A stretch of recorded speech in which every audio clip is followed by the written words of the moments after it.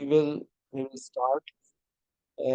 Actually, yesterday we started some of the concepts related to post anesthesia care, okay, and complications in post-op period. So we were discussing about like decrease in oxygen saturation overall and pain. We discussed. So I will go in a little different. We will start with the bleeding. Okay. So actually, bleeding, post-operative bleeding can occur in any surgery and any site. But if, for example, which site is more significant for the anesthetist, even smallest of the bleeding can create problem in that area. What would be that site? This will be related to airway. Okay. Either it is, for example, any ENT, any oral surgery like tonsillectomy or the adenidectomy or septoplasty or any facial-maxillary maxillofacial surgery, any surgery related to tongue. Okay.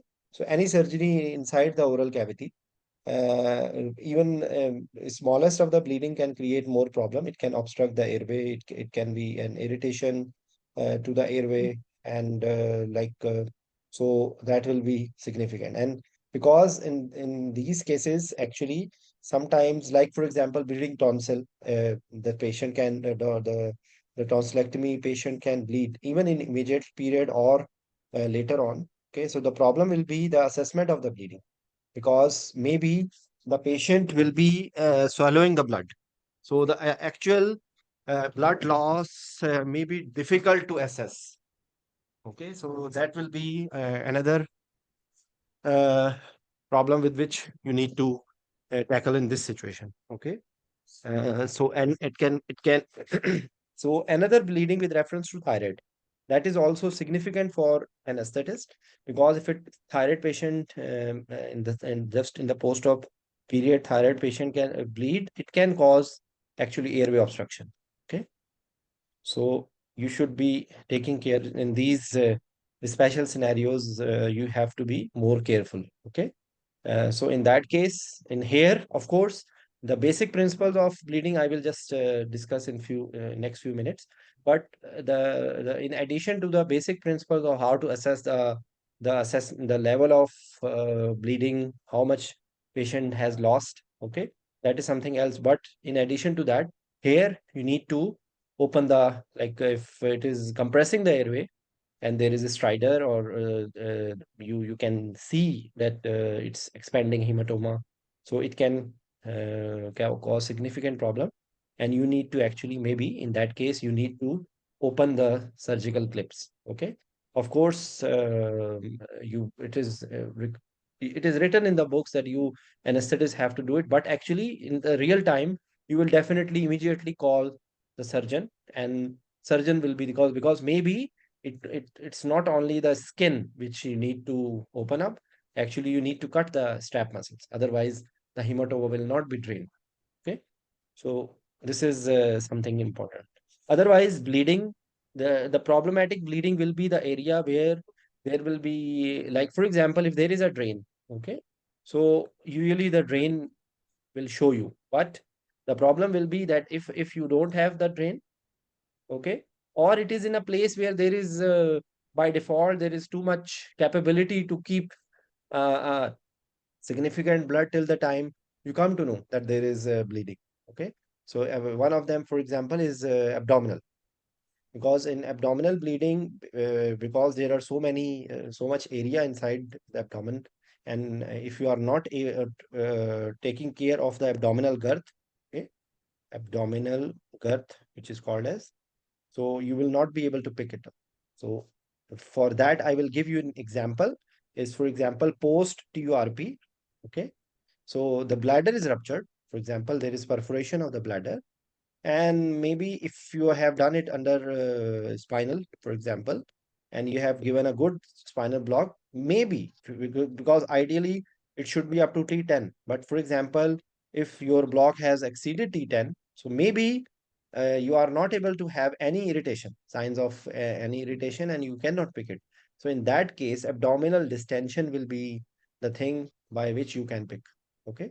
So that's why not only abdominal distension, just you can yeah, you can just palpate that if you, because sometimes if you have an obese patient, maybe it is not easily appreciable, so maybe you can miss it. So it is better that you should have a like it is always recommended, even some of the endoscopic urology procedure, because usually that bleeding is not significant, and there are not too many incidents in which the bleeding will cause significant problem. But actually the problem is that usually you can only see the bleeding which is showing it, which is being shown on the screen. Okay.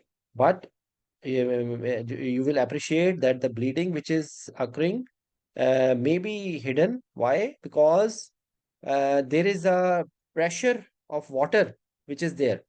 Have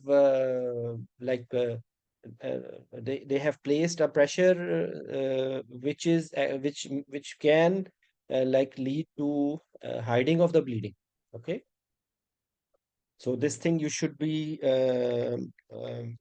taking care of. So this is what you should be vigilant about it. So this is something very important. Okay. Usually, other bleeding, for example, orthopedic surgery, it will maybe in the form of compartment syndrome. It will occur in the abdomen as well, but the margin will be more. Like, if even if it is a small bleeding, okay, maybe you cannot pick it. And exactly, I told you that if the drain is there and drain is properly placed and drain is not blocked, okay. And another thing you should be knowing that sometimes drain is without any suction, and sometimes drain is with the suction. So you have to be knowing that what sort of drain it is. That's why usually we don't look at it, but you should have a concept, because of course usually the post-operative care unit is under the surveillance of the nurses. Although we will discuss about the standard of care, that what will be the standard of care in the PACU unit. But usually, there should be some doctors which should be there inside the PACU. So this is I just want to tell. Of course, the bleeding, how to assess the level of bleeding, and how much bleeding will create problem. This will be different in different patients.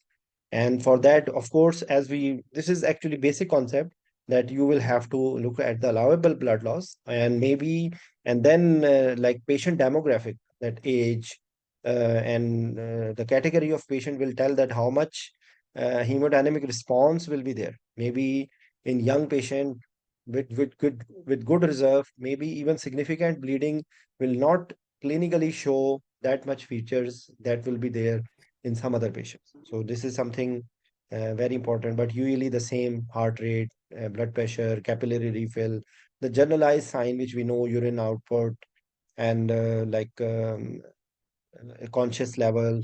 Okay. So there is a the formula, and there is a chart for calculating. So this is not our topic of discussion, but this is class of hemorrhage according to the if it is 10% or 15% or 20%. Okay. So you should be knowing which class of hemorrhage it is. So it is actually part of ATLS. So like you should be knowing about it. So another important problem which we faced in post-operative period is delirium. Okay. So and actually this is like majority of the yeah, like you can say that uh, less or more, it will delirium is there in every patient. Okay. Hardly any patient you will wake up will not have delirium. So it will settle down within few minutes, within few seconds, according to the situation, and how you have to deal it. it's something, because everyone who when even we when we get up from sleep, sometimes we are not oriented. You will see the children delirious. Okay, even your if you just imagine your old child, when he or she gets up, how his he or she is behaving. So that is actually the same thing, the same principle, but usually there will be something that if there is some endocrine problem, okay, there is some electrolyte imbalance, you did not give good fluid, okay, patient had hypothermia, okay, so there will be, and there is a hypotension. Like you can say again, which I label it as my best friends: oxygen, temperature, okay, blood pressure, and volume status, electrolytes, okay. So these are the common things which you can, of course, GA versus spinal. This is another thing. Then another thing will be, you will be surprised that midazolam, though we all know that midazolam we give when the patient is delirious, to control it, we give midazolam. But you will be surprised to know that if you are using midazolam, the chances of delirium sometimes are increased.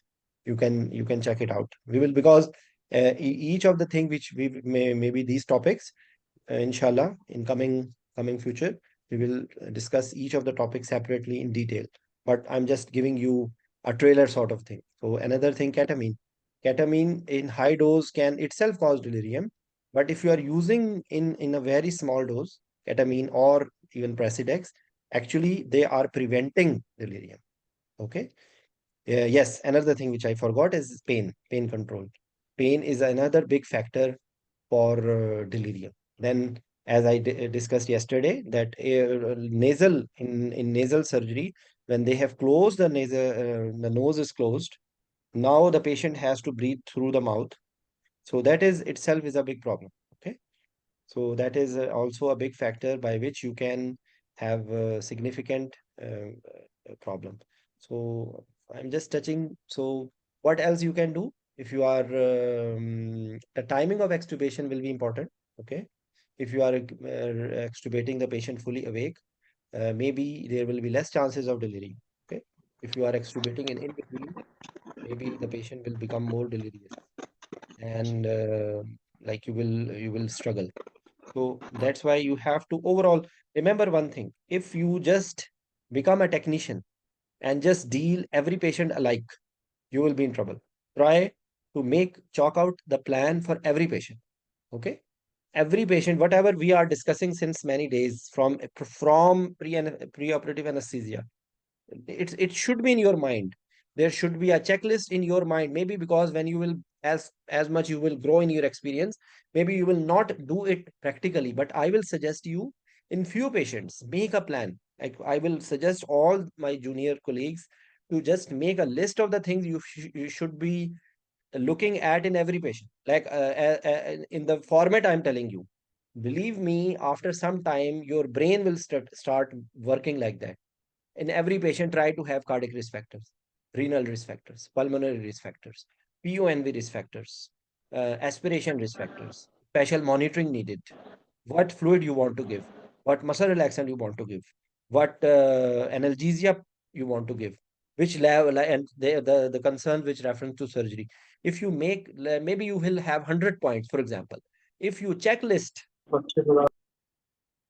in every in some of the cases, maybe once a day, not even, maybe twice a week, I will say, if you make some cases like this, after some time it will become your habit. Then you will not suffer. Okay, so we will just have a look. I will go here on the uh, just a second. Yes. So we will come back to some of the complications later on. Okay. But now I will just give you, because we have done a number of complications, and now we will see what standards are required. This is AAGBI guidelines. Maybe you will find some other data which is even more recent than this one, but that's what I found to be the one, because there are so many societies which have made different guidelines. It's another. I will just use this opportunity. Please, AAGBI. Okay, even on Facebook, I have yesterday I sent all the websites, important websites which all of you should be using. AAGBI website is one of them.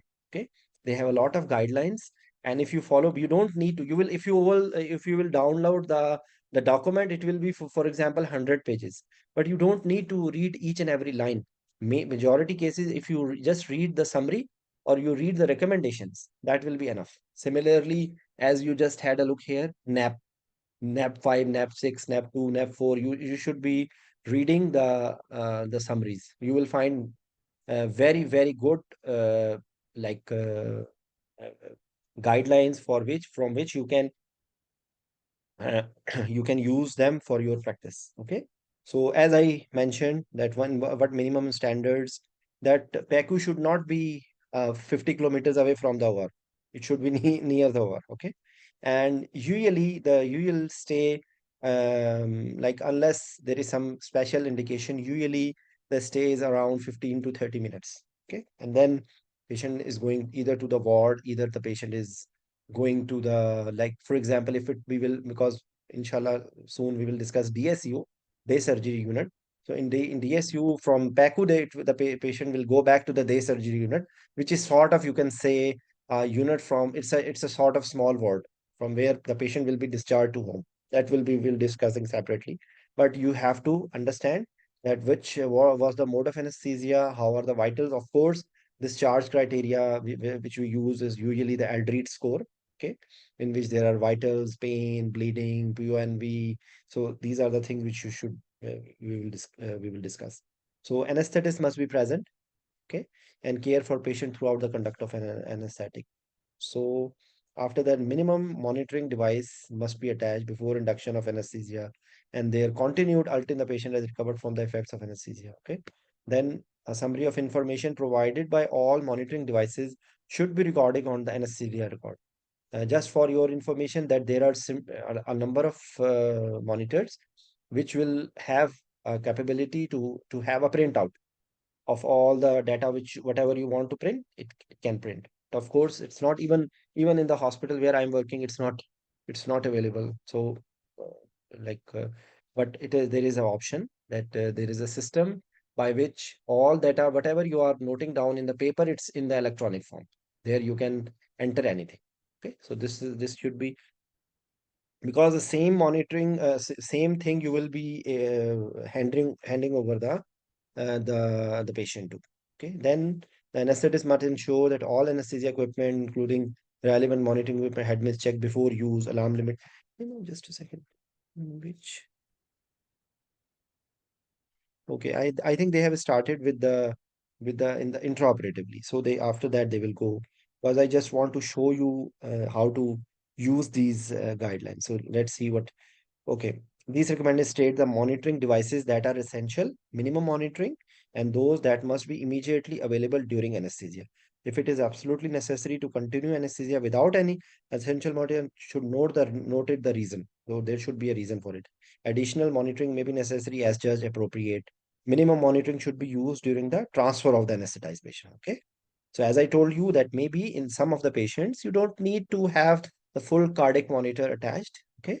But in patient, like you are shifting the patient to ICU, the patient had arterial line, patient had central line. So maybe there are monitors, because what happens that the same monitor, which there is a module, the different monitor sort, but the people who are working in a better setup, they might appreciate that there is a module, small module, which is actually removable.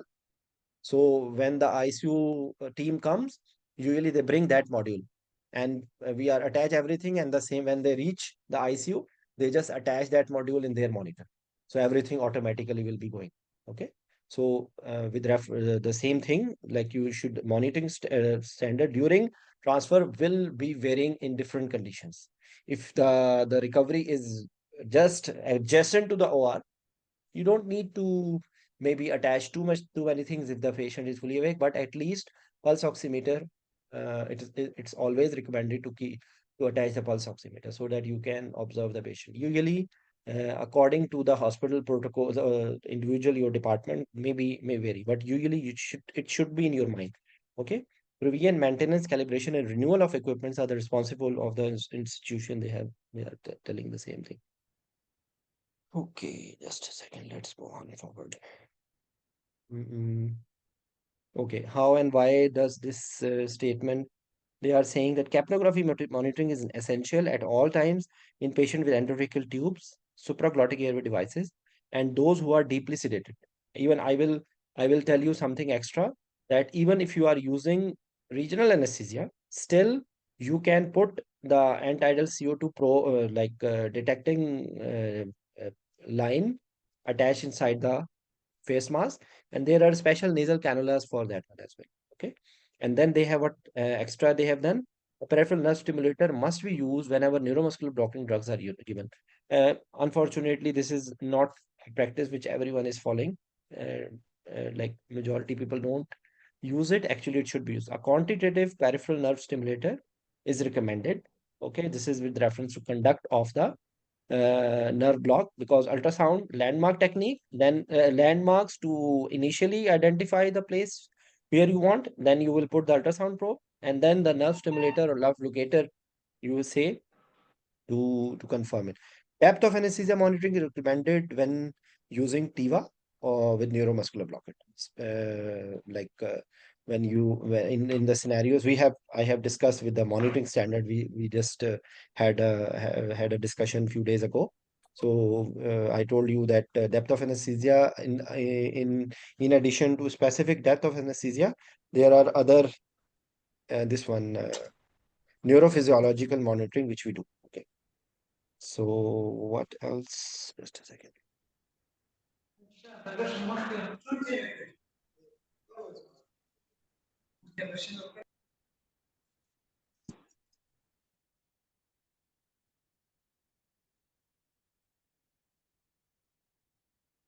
They are telling about the each of the standard oxygen supply, breathing system, alarm. Just let me see the summary.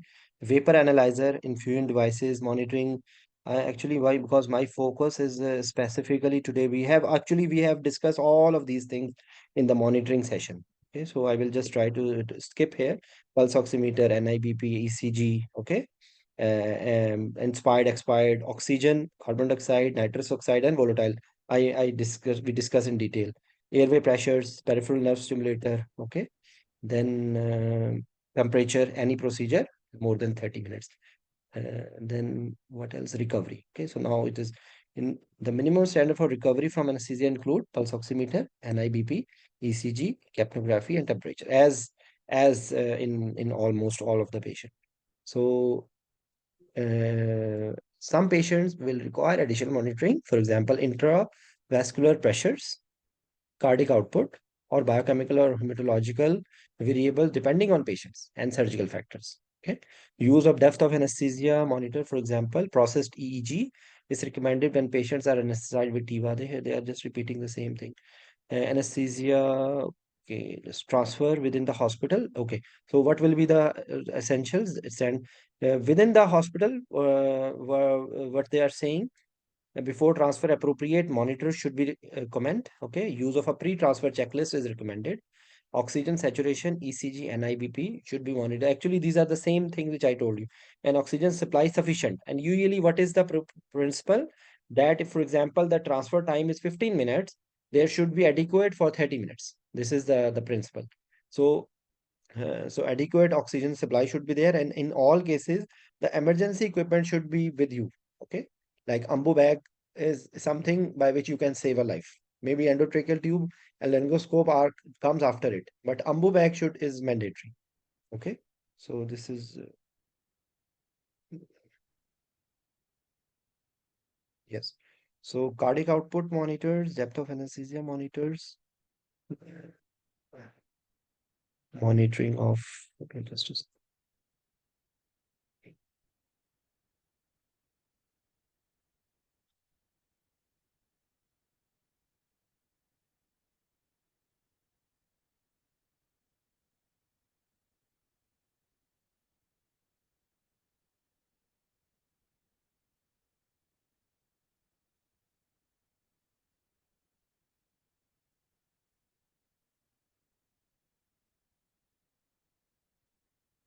So, few words about this post anesthesia discharge. Okay. Mm, just a second. Let me see what are the message. Urine output surgery more than 4 hours, or specific surgery like cardiac surgery, spine surgery. Yes, you are absolutely right. Usually, his. Yes, you are right. Jamil. Okay. So usually what they will say in the see surgical site, the dressing is dry and intact, excessive or like you have to see the how is the dressing, how is the drains, pain, nausea. Okay, so they will be looking at the any patient does not have significant pain, patient does not have significant nausea, vomiting, they will do it. Okay, what is the standard of care for like observation following analgesic, administration, heart rate, respiratory rate, blood pressure, okay, SpO2, LD score and pain scales, IV analgesic 30 minutes. They are actually this is guidelines for like you can say that what should be the standard. If you have given, for example, what I will explain to you that if you have given any medication, okay, which can cause respiratory depression, so you should not shift the patient immediately. You should see maybe you give morphine and the effect will start coming after 15 minutes and patient has respiratory depression and you start shifting the patient. No, if the patient has significant pain, you have given something, let the patient come out of the pain and see the probable complication which you can have, then you shift the patient. So that is the purpose, that is the concept which they are trying to tell here. Okay. A minimum of 2 hours observation following administration of reversal. This will be in the post-op. Okay. Uh, the client may be discharged in spinal block, drains.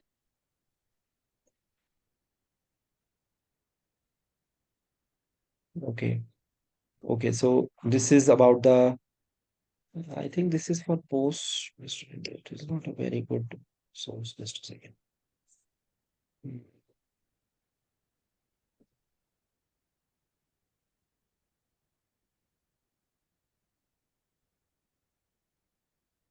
Okay, so standard one, what is all patients who have received general anesthesia, regional anesthesia, or monitored anesthesia care shall receive appropriate post PACU. Okay, so which will provide equivalent post like surgical ICU. Maybe patient can go directly to the ICU. Okay. The medical aspects of care in PACU shall be governed by the hospital policies. What is this is the basic, the design, equipment, staffing of PACU shall meet requirements of facilities, accreditation, and licensing bodies. This is the basic principle. Okay, the patient transported to the PACU shall be accompanied by a member of the anesthesia care team who is knowledgeable about the patient's condition. The patient will be continually evaluated or treated during transport with monitors and support appropriate to the patient's condition. Okay. Upon arrival in the PACU, the patient shall be reevaluated and verbal report provided to the responsible PACU nurse by the member of the anesthesia care. Like you will be telling that is the patient, that is the surgical procedure which was done. This patient is diabetic or hypertensive or medically free. Usually we do like that. And then we tell about what medication we have given, what analgesic medications we have given, and what can be the possible things you can expect. Like for example, you can because it was in my mind to tell you about the post-op orders as well. So let's see what happens. The patient's state and arrival in package should be documented. Information concerning the preoperative condition and the surgical anesthetic course shall be transmitted to the PACU nurse. Okay. The member of anesthesia care team remain in the PACU unit until PACU nurse accepts responsibility for the nursing care of the patient. Okay. Okay, then shall be already continued in the PACU. The patient shall be observed, monitored by methods appropriate to the patient medical condition. Like you need to do the maybe you need to do an ABGs, maybe you need to check the blood sugar, maybe you need to check there may be special conditions in which you need special things. But usually oxygenation, ventilation, circulation, level of consciousness, temperature during recovery from all anesthetics, a quantitative method of assessing oxygenation, such as pulse oximeter, shall be employed in the initial phase of recovery. This is not intended for application during the recovery of obstetric patient. In home, regional anesthesia was used for labor and delivery. This is just they have extra. Okay, then what is that? Use of an appropriate PACU scoring system. Aldrich score, or maybe some other scores, but usually PACU Aldrich score is being used. General medical supervision and coordination of patient care in the PACU should be responsibility of the anesthesiologist. As I told you, that it should be the anesthesiology who is covering, who should be covering the PACU. Policy to assure the availability in the facility of a physician capable of managing complication, providing CPR for the patients in PACU. Okay. A physician is responsible for the discharge of the patient from the PACU. When discharge criteria are used, they must be approved by the department. These are the ASA recommendations for the PACU care. Just any specific event interop happened. Yes, fluid or blood transfusion needed, or if any critical incident which occurred during the procedure. So this should be documented to the PACU nurse. So just coming back to uh, few as a recap, I tell you something, that any change in the vitals, blood pressure increase, blood pressure low, temperature increase, temperature low. Another thing which is just like delirium is very common, shivering. Okay. Shivering is very common after a patient is getting up. So it is better you control, you prevent shivering rather than when it happens, then it will be difficult for you to tackle, because it will lead to a chance like patient will become more and more delirious as well. So it is better you warm the patient. You can put the bear hugger. You can cover the patient properly with the sheets and blankets. And if there are so many agents which can be used, but usually pethidine, or the other name of pethidine is mepridine. It will be used. It will also give as an analgesic, but this is the medication which we will be using. If the blood pressure is getting up, of course, you will try to see the possible cause. If the pain is a cause, you will treat the pain first, then before going to any antihypertensive agent. Other maneuvers you can use. Still, you can use some lidocaine, analgesia, as I told you, and still the blood pressure is high, then you will consider any antihypertensives. Okay. So if the blood pressure is low, okay, then what will you do? Again, you will try to see the overall picture. If the blood pressure low is only isolated thing, maybe you will recheck. You will have a reading, another reading. Then you can have immediately, you can start fluid. Okay. According to the requirement, you can raise the foot side of the patient. This will also increase the blood. And then if it's still other thing associated will be, like for example, if the blood pressure is you might need to do ABGs to see the status, and maybe patient require blood. Okay, blood or blood products. Otherwise, you will do, and then you can use some like vasopressor or inotrope accordingly. This is the basic principle. Nothing too much special. But again, whenever there is hypotension, you will, in addition to all other things, you will look at the bleeding, because maybe this is the cause. Okay. Or inadvertent, any wrong medication has been given. Even sometimes if you have given too much and there are so many causes. You just have to consider the whole picture of the patient, and then you will decide accordingly. Okay.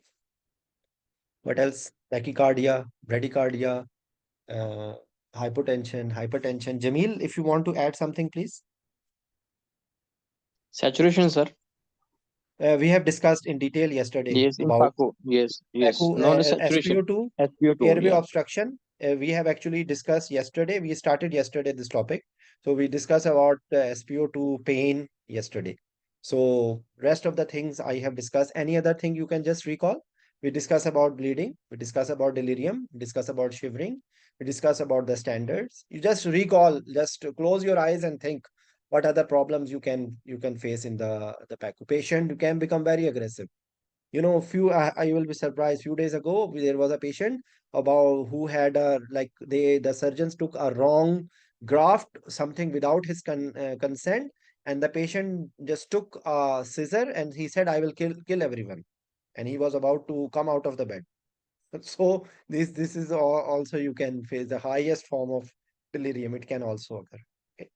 So I think I have just tried to give you on a overview about this topic, and we will continue our discussion tomorrow. Most probably, I will try to have, because the topic which is very closely related to this topic is and DSU. So maybe I will just try to have day surgery discussion on day surgery, because usually not in all hospitals, like in Pakistan, or like not all, in all hospitals this dedicated unit is there.